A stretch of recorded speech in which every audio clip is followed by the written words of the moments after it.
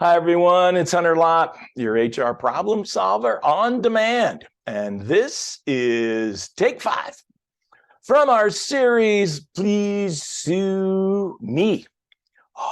Employee handbooks. My master's thesis was in handbook language. I reviewed over 1,200 handbooks. What I've learned, 2 rules, kind of overriding themes of really good handbooks. First, do no harm. The handbook usually is the bottom of the stack, the to-do stack. It rises to the top when there's some kind of major change at the workplace. Hey, what's our policy? And or there's a legal challenge. And the last thing I want, especially legal challenge, is to have my own document used against me. To that end, rule number 2, language should be permissive in most cases rather than mandatory. I see way too many handbooks. We will do this. Really? Every time? This will happen. If you don't come back from leave, you'll be fired. Every time? 1, 2, 3 warnings before you're fired.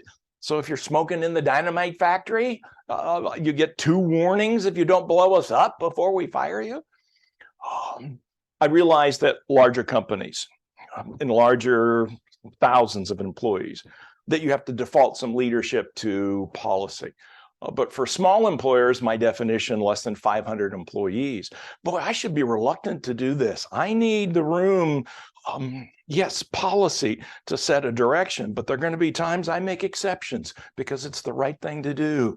Language, permissive rather than mandatory. For 2023, next year, update. First, your remote work policy. If you haven't already, we thought this was going to be a couple of weeks. Here, take the laptop home. It'll be okay. But obviously, it's more than that. No, you can't take it to the Starbucks. We've got security issues here. No, this is not a right. It's a privilege. And we reserve as management the right to take away this benefit on an individual basis or across the board. So make sure your remote work policies are up to date. We also learned during COVID the mental toll that work, isolation, other things have on people. Your employee assistance program, dealing with drugs, alcohol, financial, kids, stress, the kinds of problems that are beyond my ability as the leader, as a friend to solve. So I have this referral. It's a wonderful service. Most of us are paying for this through our health insurance. Make sure you're promoting that. The acknowledgement page. This one's interesting to me because I look at it and the acknowledgement, I have received and read the handbook. Well, did you see them read it? Did you give them time to read it? Did you pay them for their time if they're non-exempt? And then I see we reserve the right to change this thing anytime we want to. Well, wait a minute, you're going to change the at-will relationship anytime you want to? Well, and too often we include in the acknowledgement page like binding arbitration agreements. Wait a minute, that should be separate. It's a binding agreement. You're going to put in a non-binding format. So I'm real careful with them, and be sure your acknowledgement page works in your best interest. Something new, what's coming?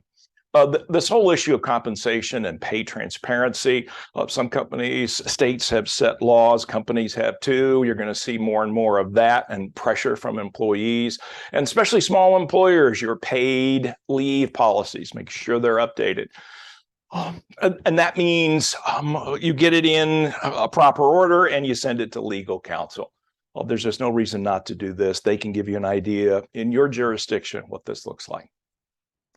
Before you send it to the attorney, get it in its best format, send it to me. I'll review the handbook. I'll send you back my snarky comments. It doesn't cost anything. It's kind of boots on the ground for me and keeps me honest. And then happy to talk to you about the current policies or policies you may be initiating for next year. Thanks for joining us on Take 5. We'll see you next time.